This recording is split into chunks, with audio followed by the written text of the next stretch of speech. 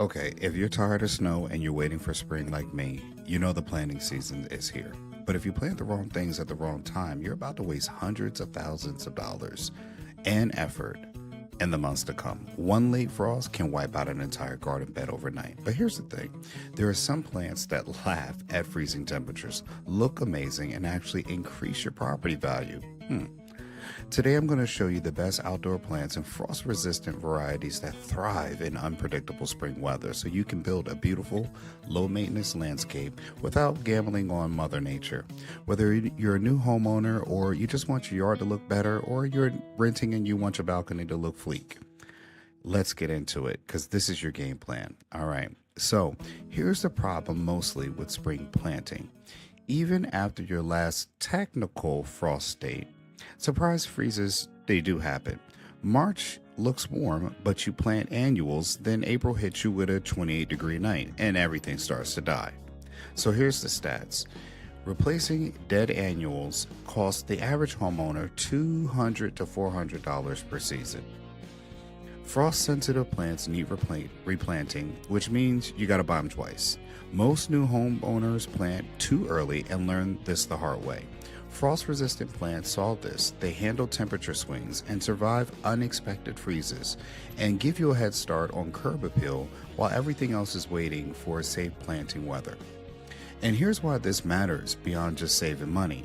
Landscaping returns $100, 200% ROI when you sell, and a well-planted front yard can add $5,000 to $15,000 to your home's value. And we know spring season's coming and a lot of people are going to put their home on the market. But if it's all about just selling, if it's not all about selling, then you could just enjoy your property now. Frost resistance plant lets you do that earlier in the season without anxiety of checking the weather every night. Now, let's look at your hardiness zones. According to the USDA.gov, the type of zone and your zip code, you got to type that in and go there and actually to find out where your hardiness is. It'll tell you where your zone is and last frost date. It's just a quick reference. Zone 3 and 5's the last frost date are usually May to early June. Zone 6 to 7, last frost dates are mid-April to early May. Zones 8 and 10, last frost is a little earlier. Frost-resistant plants can go in the ground 2 to 4 weeks before your last frost date. That's your advantage. So let's start with the easiest win. Pansies and violas. They're perfect. Tolerate temps down to 20 degrees and varies even lower. Some varieties actually vary lower. Bloom consistently from early spring to early summer. They're available everywhere. Garden centers, hardware stores, even grocery stores got them. Number 2, the cost. They're about $2 to $4 per plant. Where do you plant them? Right on your front walkway beds or hanging off a balcony. You get instant curb appeal or just a little scenery right outside. Window boxes, border edges, along driveways also work. And here's a pro tip. Deadhead spent blooms weekly. And to keep them flowering longer, if a hard freezing is coming, cover them with a little sheet overnight. They'll bounce right back. Next, ornamental, kale and cabbage. Yes, kale, but the decorative kind. Well, I don't want y'all going out there making greens on it. Here's why they work. They thrive in cold weather. Colors actually get a little bit more vibrant after a frost. And from fall through spring, they last. You plant in the fall, enjoy all winter in the spring. Unique texture and color. Purples, pinks, greens. They cost $4 to $8 per plant, and they use great on front porches, garden beds, or near streets. Anywhere you want, bold color that lasts. And these are the plants your neighbors will ask about. They look expensive, they look high maintenance, but they're actually just bulletproof. Snapdragons are a vertical element to your garden that everyone needs but forgets. They're great. They handle light frost down to 25 degrees or even 30s. Grow one, they go about 3 feet tall depending on the variety. They add height and dimension, and they come in every color. They attract pollinators like bees and butterflies. They love them. They're about $3 to $6 per plant. Where do you plant them?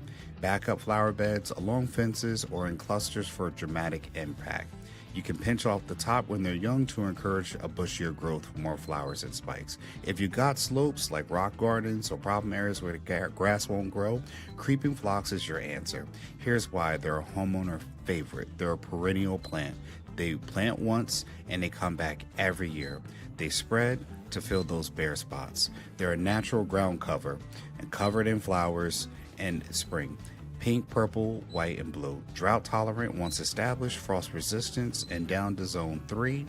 They cost about $5, $5 to $10 per plant, but one plant spreads to cover to about 1 to 2 square feet. Best forward slopes with stepping stones or edging anywhere you want. Low maintenance color. This is a planted and forget about it option that increases property values every year. The last one is called hellebores, also called Lenten roses. They're so underrated. They bloom in late winter and early spring, sometimes even through the snow. They're shade tolerant, perfect for under trees and north facing. Bugs, evergreen foliage, looks good around the year. Deer and rabbit resistance, they're perennial, and they're about to zone 4, I think. They cost about $12 to $20 per plant, higher up for front, and they last about 10 years. Best use in shade gardens, woodland areas, or under deciduous trees. You'll have to look that up. These are the plants that make people think you're a pro gardener. They're elegant, unique, and incredibly tough. They're great plants and still can fail in bad soil. But here's the minimum you need to do. You're going to do a soil prep. Clear weeds and debris. Mix in 2 to 3 inches of compost or aged manure. This improves drainage and nutrients. You're going to rake, smooth, and water lightly before planting. This is going to cost you about $5 to $10 for a bag of compost. It covers about 10 square feet.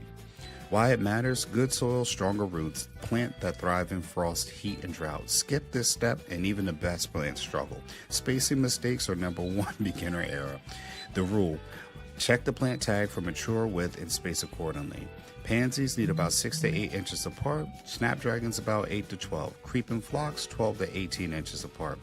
Spacing matters because too close plants compete for water and nutrients. Disease spreads faster and they don't look this unfinished look. So plant in odd numbered groups. 3 to 5 inches for a natural professional look. Even numbers kind of look forced. Now water deeply at planting, and then 2 to 3 times a week until they're established. About 2 weeks after that, once a week unless it rains.